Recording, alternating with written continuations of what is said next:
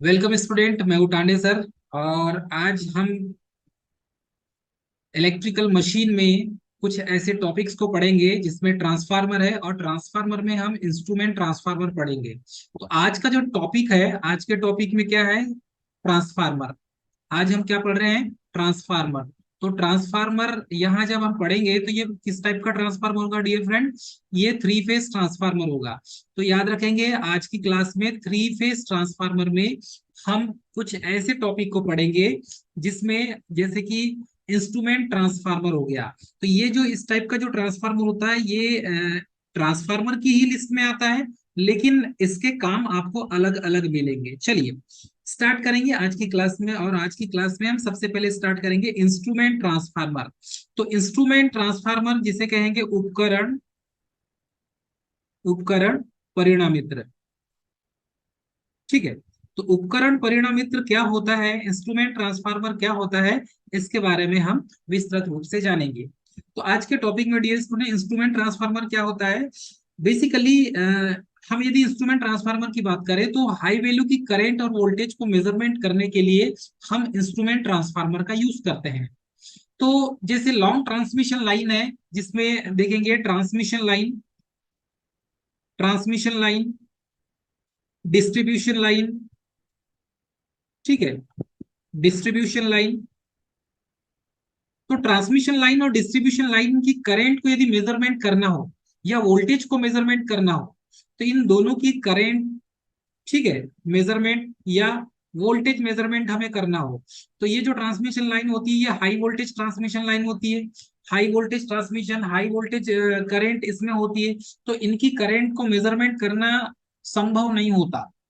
जब इनकी करंट को मेजरमेंट करना संभव नहीं होता डियर फ्रेंड, तो हम क्या करें, कैसा और किस इंस्ट्रूमेंट का यूज करें कि हम इस हाई वोल्टेज की करंट को और वोल्टेज को मेजरमेंट कर सके?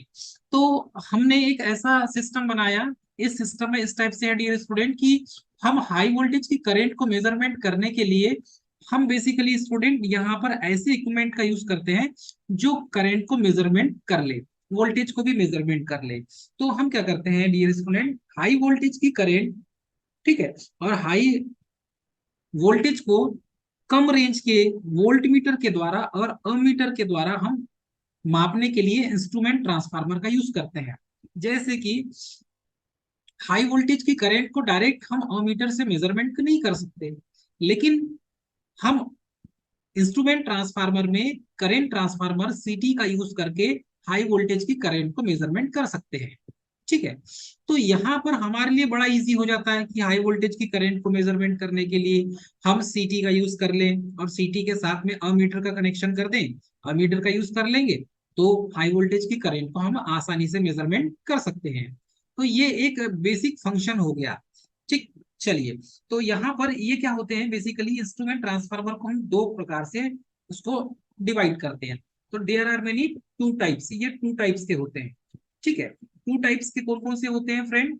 पहला होता है करंट ट्रांसफार्मर, और दूसरा होता है पोटेंशियल ट्रांसफार्मर। तो इसको शॉर्टकट में हम एक को सीटी कहते हैं, दूसरे को पीटी कहते हैं। सीटी is called current transformer, PT is called potential transformer. जिसे सीटी को करंट धारा परिणामित्र भी कहते हैं, और पीटी को विभव परिणामित्र भी कहते हैं।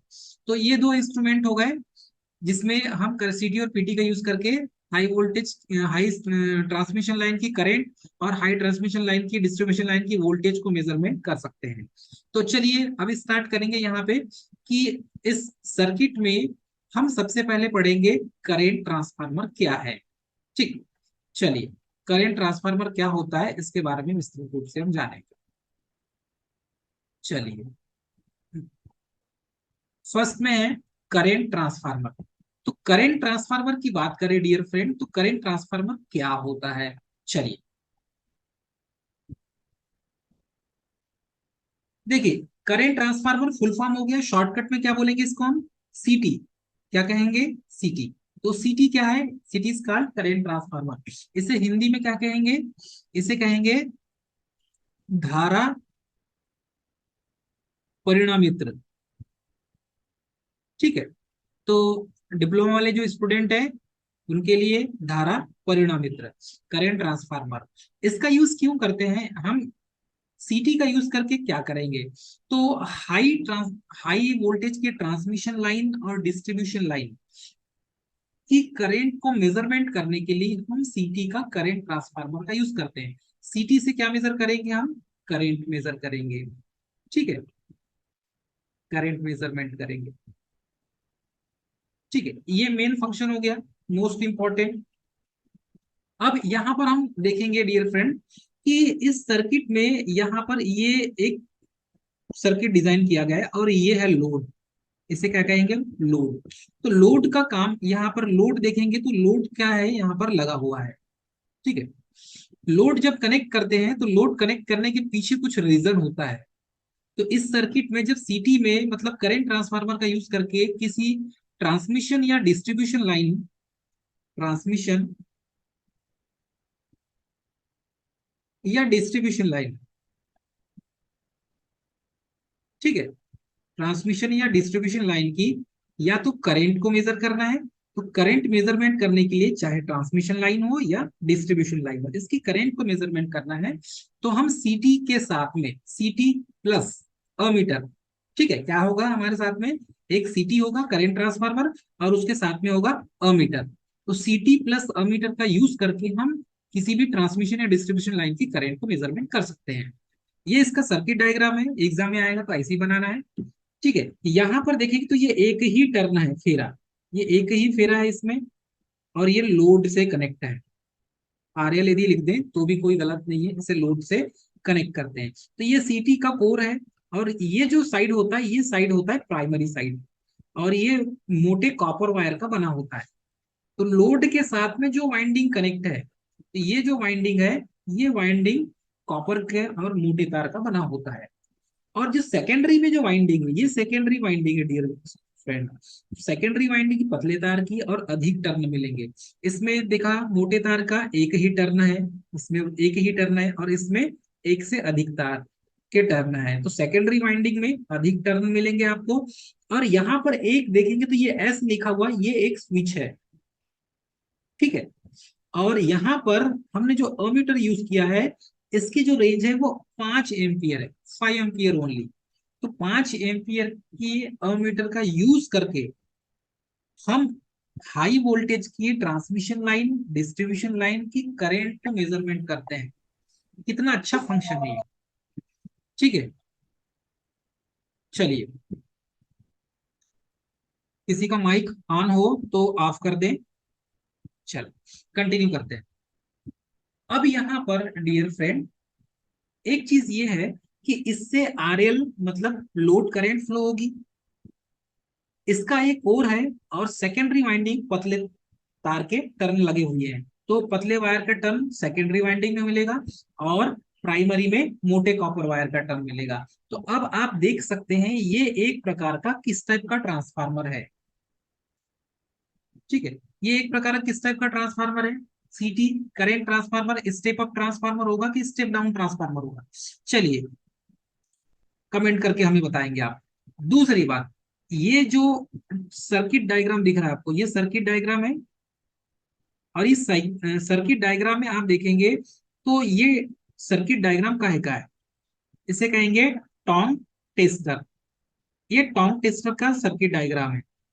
इसमें ये एक केबल है, और उस केबल में आई करंट फ्लो हो रही है, और यहाँ पर ये अमीटर लगा हुआ है, ठीक है। तो सेम फंक्शन करंट ट्रांसफार्मर सीटी का भी ऐसा ही होता है।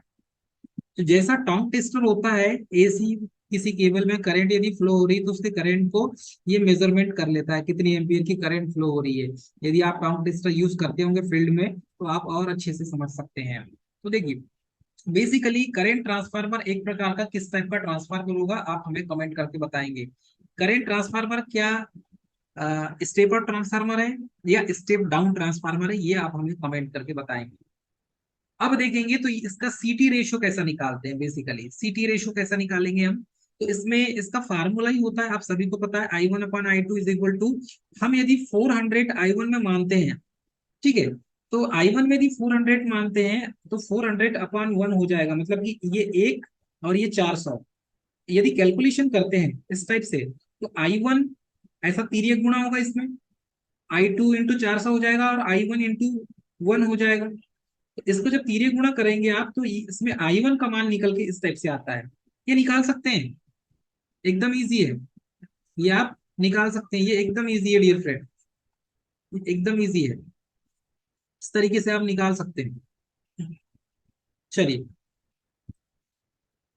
अब इस सर्किट के अनुसार यदि हम हाई वैल्यू की रेंज को लो रेंज के अमीटर के द्वारा मापने के लिए अमीटर की रेंज को बढ़ाने के लिए सीटी का यूज करते हैं। मेन फंक्शन यही है, हमारे पास एक सीटी होगा प्लस उसके साथ में एक हम अमीटर लगाएंगे। ठीक है, वेरी गुड, किसी ने चैट करके आंसर दिया है, सीटी step down transformer, very good. ठीक है, तो ये जो चीज है, इन चीजों को आप बहुत अच्छे से समझते हैं क्योंकि आप एमपीबी के एम्प्लॉय हैं और आप फील्ड में काम करते हैं, यार्ड में आपका ही काम है ये सब। तो सीटी प्लस अमीटर लगाकर उतने हाई वोल्टेज के ट्रांसमिशन लाइन और डिस्ट्रीब्यूशन लाइन की करंट को मेजरमेंट कर सकते हैं आप। सीटी की जो प्राइमरी में एक ही टर्न होते हैं और मोटे कॉपर वायर की होती है, ये भी पूछा जाता है। उसके बाद इसे लोड के सीरीज में कनेक्ट करते हैं, तो जो लोड है उसी लोड के सीरीज में कनेक्ट करेंगे, ये मेन पॉइंट है। नेक्स्ट पॉइंट है सीटी के कोर की फ्लक्स लोड करंट पर निर्भर करती है।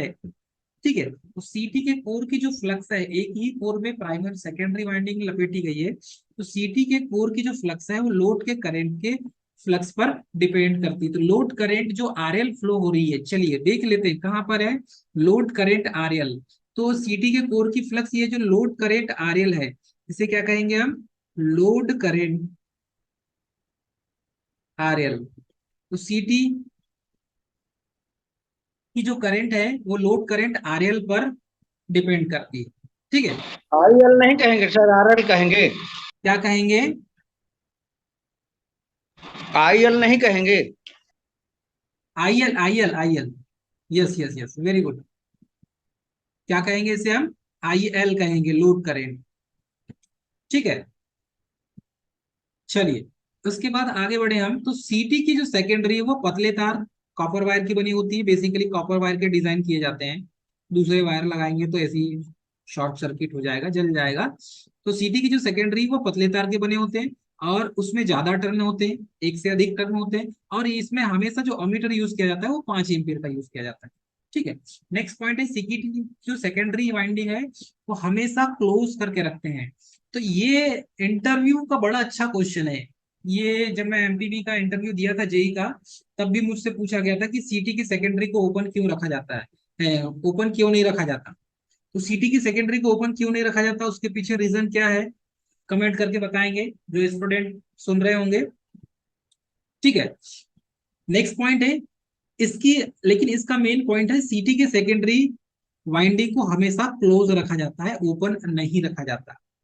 यदि इसकी सेकेंडरी वाइंडिंग को खुला छोड़ देते हैं तो कोर की जो फ्लक्स है वो अत्यधिक सेचुरेटेड होकर बढ़ जाती है।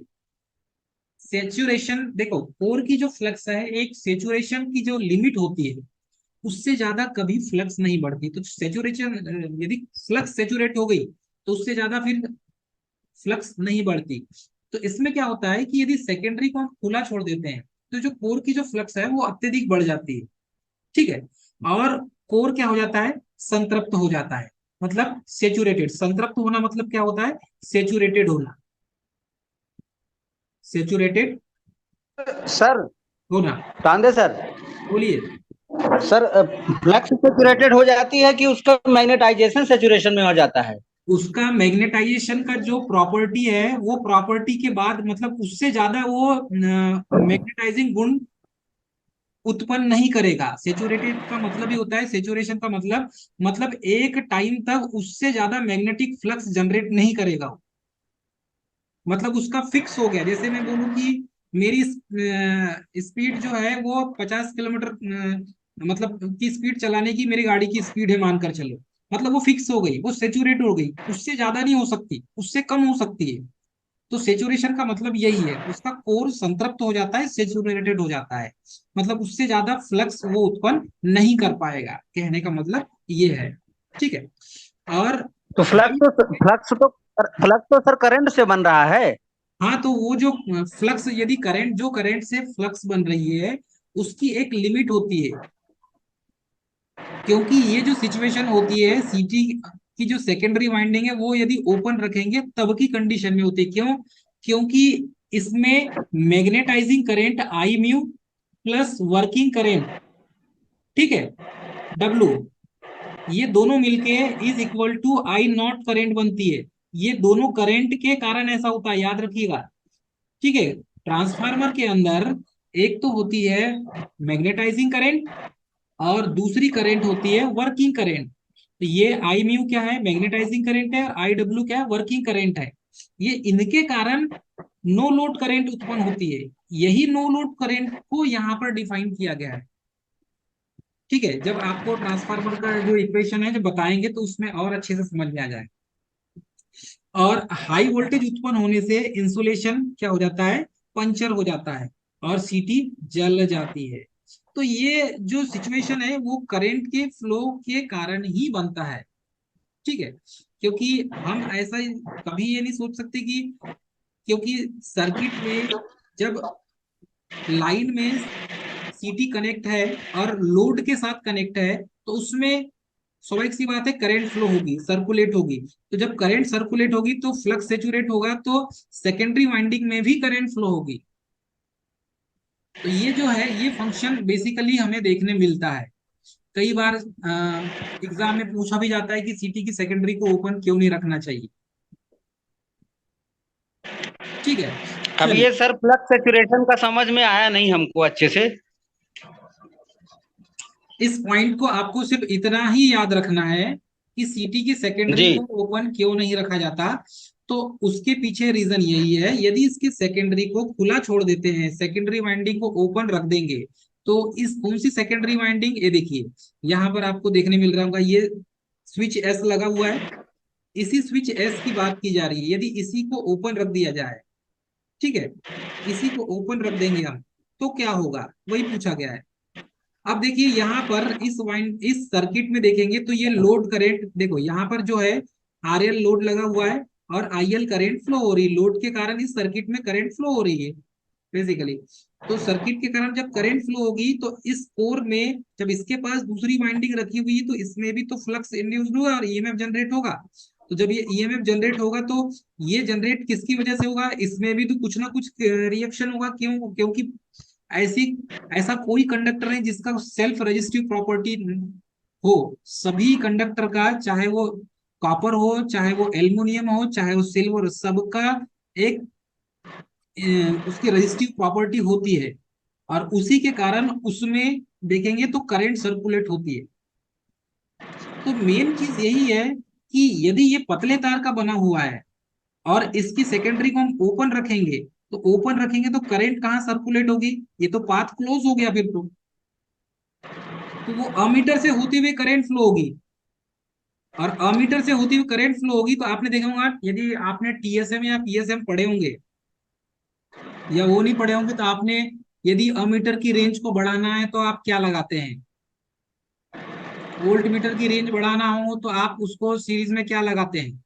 अमीटर की रेंज बढ़ाना हो तो रजिस्टेंस पैरेलल में क्या लगाते हैं? ये यदि आपने पढ़ा होगा तो रजिस्टेंस ये अच्छे से लगाते हैं। समझ में आ जाएगा। हाँ, क्यों लगाते हाँ। हैं? उसके पीछे रीजन यही है। तो मेन हमारे वाइंडिंग नहीं जलना चाहिए, उसके लिए ऐसा किया जाता है। ठीक है, आप तो फील्ड में काम करते हैं तो आपको तो और अच्छे से पता होगा जहां तक। चलिए ठीक है, कंटिन्यू करते हैं। सीटी का बर्डन क्या होता है? सीटी का जो बर्डन है वो रेटिंग दोनों वोल्ट एम्पियर में नापे जाते हैं, वोल्ट और एम्पियर पर। ये हो जाएगा वोल्ट और ये हो जाएगा एम्पियर। ये दोनों पे नापे जाती है सीटी का बर्डन। ठीक है, तो सीटी अधिकतम 15 वोल्ट एम्पियर तक के लिए यूज किए जाते हैं। उससे ज्यादा के लिए क्यों यूज नहीं किए जाते? यदि किए जाते होंगे तो आप हमें कमेंट करके बता सकते हैं। सीटी अधिकतम 15 वोल्ट एम्पियर तक के लिए डिजाइन किए जाते हैं। क्लिप या आपने देखा होगा क्लिप ऑन मीटर या क्लैंप ऑन मीटर, या जिसे टाउन टेस्टर कहते हैं, ये भी एक प्रकार का सीटी ही होता है। और इसका यूज हाई वैल्यू के जो अल्टरनेटिंग करंट है एसी, उसी को मापने के लिए यहाँ पर इसका यूज किया जाता है। तो मोस्ट इंपॉर्टेंट आपने देखा होगा टॉन्ग टेस्टर, या फिर क्लेम्प ऑन मीटर भी कहा जाता है। तो क्लेम्प ऑन मीटर का या टॉन्ग टेस्टर का यूज करते हैं किसी, जैसे केबल में करंट फ्लो सर्कुलेट हो रही है, तो टॉन्ग टेस्टर से हम पता लगा लेते हैं कि इसमें कितनी करंट सर्कुलेट हो रही है। तो ये रेटिंग सीटी की जो रेटिंग होती है ये पूछा जाता है, तो ये वोल्ट एम्पियर में होती है, ये भी एग्जाम में पूछा जाता है कि सीटी का जो वर्डन है वो किस रेटिंग में मापा जाता है, तो वोल्ट एम्पियर में मापा जाता है। ठीक है, चलिए इसके बाद देखेंगे पोटेंशियल ट्रांसफार्मर, पीटी। तो पोटेंशियल ट्रांसफार्मर का यूज कहाँ किया जाता है? तो लॉन्ग या शॉर्ट या मीडियम, तीन प्रकार की ट्रांसमिशन और डिस्ट्रीब्यूशन लाइन होती है। तो सीटी और पीटी, तो इसका फुल फॉर्म होता है पोटेंशियल ट्रांसफार्मर, और इसी को पीटी कहा जाता है।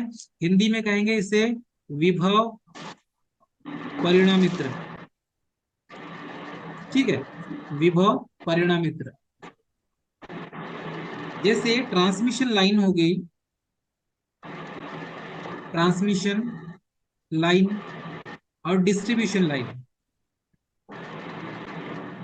ठीक है, डिस्ट्रीब्यूशन लाइन, तो ट्रांसमिशन और डिस्ट्रीब्यूशन लाइन की वोल्टेज यदि हमें चेक करना है या मेजरमेंट करना है, वोल्टेज मेजरमेंट करना है, तो हम यहाँ पर बेसिकली पोटेंशियल ट्रांसफार्मर के साथ में एक वोल्ट मीटर का यूज करते हैं। तो ये दोनों का कॉम्बिनेशन होता है। ठीक है, अब ये इसका जो सर्किट डायग्राम तो भैया आपको तो पता होना ही चाहिए, बनना चाहिए सीधे। यहाँ पर एक लाइन ये हो गई और ये दूसरी लाइन हो गई, इन दोनों के बीच में सप्लाई वोल्टेज होगा। अब यहाँ पर ये दोनों सप्लाई के बीच में देखो, यहाँ पर क्या लगा हुआ है, ये लोड लगा हुआ है, इसे क्या कहेंगे हम, लोड कहेंगे। तो ये लोड आरएल लगा हुआ है। अब ये इंडक्टिव, कैपेसिटिव और आपको मालूम है रेजिस्टिव, तीनों प्रकार के, तीन प्रकार के लोड होते हैं। यहाँ पर यदि देखा जाए तो ये एक पॉइंट ऊपर लगा हुआ है और एक पॉइंट नीचे लगा हुआ है। इसका जो कनेक्शन है, तो यहाँ पर जो पीटी है ये इसकी प्राइमरी वाइंडिंग है, प्राइमरी वाइंडिंग है। ठीक है, और ये इसकी सेकेंडरी वाइंडिंग है। तो यहाँ पर लिखा भी हुआ है ये प्राइमरी वाइंडिंग है और ये इसकी सेकेंडरी वाइंडिंग है। तो सेम जैसे सीटी के अपोजिट में चले हम, तो यहाँ पर प्राइमरी वाइंडिंग में नंबर ऑफ टर्न्स अधिक है, number of turn, maximum number of turn. और सेकेंडरी वाइंडिंग में देखेंगे तो सेकेंडरी वाइंडिंग में मिनिमम टर्न्स। और यहाँ पर जो वोल्ट मीटर लगाया गया है ये 110 वोल्ट लिखा हुआ है। अब किसी ट्रांसमिशन लाइन और डिस्ट्रीब्यूशन लाइन की यदि वोल्टेज को मेजरमेंट करना है हमें, तो डायरेक्ट वोल्ट मीटर लगा के मेजरमेंट तो कर नहीं सकते भाई साहब। तो हमें क्या करना होगा, तो हम यहाँ पर वोल्ट मीटर का यूज करके, वोल्ट मीटर के साथ में पोटेंशियल ट्रांसफार्मर का यूज करके हम ट्रांसमिशन लाइन और डिस्ट्रीब्यूशन लाइन के वोल्टेज को मेजरमेंट कर सकते हैं। इसीलिए इस ट्रांसफार्मर का जो है, इस इंस्ट्रूमेंट का नाम पोटेंशियल ट्रांसफार्मर रखा गया है। पीटी का जो उपयोग है वो हाई वैल्यू की वोल्टेज को कम रेंज करके वोल्ट मीटर के द्वारा मापने के लिए किया जाता है। तो हाई वैल्यू की जो वोल्ट है, ये जो वोल्टेज है हाई वैल्यू है, हाई ट्रांसमिशन लाइन है, हाई डिस्ट्रीब्यूशन लाइन है, और उसकी वोल्टेज को हमें मेजरमेंट करना है। तो हम क्या क्या करेंगे, प्रत्येक फेस में एक एक वोल्ट मीटर लगाएंगे। ठीक है, आर फेस में एक वोल्ट मीटर होगा और सीटी होगा, उसके साथ में वाई फेस में फिर एक सॉरी पीटी होगा, वाई फेस में फिर एक पीटी यूज करेंगे प्लस वोल्ट मीटर उसके साथ में अटैच होगा। ऐसे तीनों फेस के लिए तीन पीटी और तीन वोल्ट मीटर उसके साथ में लगे रहेंगे। तो इस टाइप से हम इसका यूज करके हाई वोल्टेज की जो ट्रांसमिशन लाइन है उसमें वोल्टेज मेजरमेंट कर सकते हैं। तो वोल्ट मीटर के रेंज को बढ़ाने के लिए हम बेसिकली पोटेंशियल ट्रांसफार्मर पीटी का यूज करते हैं। ठीक है, चलिए आगे बढ़े। पीटी की प्राइमरी वाइंडिंग को लाइन के पैरेलल में जोड़ते हैं। जैसे आपको पता होगा अमीटर को हम कैसे जोड़ते हैं, सीरीज में जोड़ते हैं। तो यहाँ पर जब सीटी को कनेक्ट करते हैं तो उसके साथ में अमीटर होता है। इसका मतलब क्या है, कि यदि हम ट्रांसमिशन और डिस्ट्रीब्यूशन लाइन में यदि करंट मेजरमेंट कर रहे हैं तो सीटी के साथ में अमीटर यूज करेंगे, तो ये कैसा कनेक्शन होगा, इसका कनेक्शन होगा सीरीज कनेक्शन होगा। ठीक है। अब यहाँ पर बात करें वोल्टेज मेजरमेंट करने के लिए, ट्रांसमिशन लाइन में वोल्टेज मेजरमेंट करने के लिए, तो इसे कैसा कनेक्ट करेंगे हम, पैरेलल में कनेक्ट करेंगे, मतलब समांतर में कनेक्ट करेंगे। तो यहाँ पर हो जाएगा पीटी प्लस वोल्ट मीटर, तो पीटी प्लस वोल्ट मीटर होगा, इसको कनेक्ट कैसे करेंगे, पैरेलल में करेंगे, पैरेलल कनेक्शन होगा। और बेसिकली आपको पता हो किसी भी सर्किट में अमीटर को कनेक्ट करते हैं तो अमीटर को हमेशा सीरीज में कनेक्ट करते हैं, वोल्ट मीटर को हमेशा पैरेलल में कनेक्ट करते हैं। तो ये जो प्रियोरिटी है ये आपको पहले से ही पता है, ऐसा किया जाता है। ठीक है, उसी बेस पर हम यहाँ पर भी पीटी की प्राइमरी वाइंडिंग को लाइन के हमेशा पैरेलल में जोड़ा जाता है, और पीटी की जो सेकेंडरी वाइंडिंग में हमेशा 110 वोल्ट का वोल्ट मीटर यूज करते हैं। तो हमेशा जो है 110 वोल्ट का वोल्ट मीटर होगा, ये वोल्ट मीटर कितने वोल्ट का होगा, 110 वोल्ट का होगा। और ये जो सीटी में देखा था हमने अमीटर, ये कितने एम्पियर का था, 5 एम्पियर का था। ठीक है, तो ये छोटी छोटी चीजों को आपको याद रखना होगा। पीटी एक स्टेप डाउन ट्रांसफार्मर कहलाता है। ठीक है, तो ये और अच्छे से क्लियर हो गया आपका। पोटेंशियल ट्रांसफार्मर बेसिकली क्या है, तो एक स्टेप डाउन ट्रांसफार्मर है। पीटी की जो रेटिंग होती है या तथा बर्डन दोनों वोल्ट एम्पियर में ही मेजर करते हैं, तो हमेशा ये वोल्ट एम्पियर में ही मेजर किया जाएगा। तो इस चीज को आप याद रखेंगे। 1 मिनट बाद क्लास यदि बंद हो जाएगी तो फिर से आपको ज्वाइन करना होगा क्लास, ठीक है, क्योंकि टाइम इस ओवर हो जाता है उसका, फिर से ज्वाइन करना है आपको, कंटिन्यू चलेगी क्लास। पीटी अधिकतम 500 वोल्ट एम्पियर तक के लिए ही डिजाइन किया जाता है। तो पीटी की जो रेंज है ये 500 वोल्ट एम्पियर तक के लिए ही डिजाइन किया जाता है, ये आपको याद रखना है माय डियर फ्रेंड। क्लियर है, चलिए आगे बढ़ते हैं।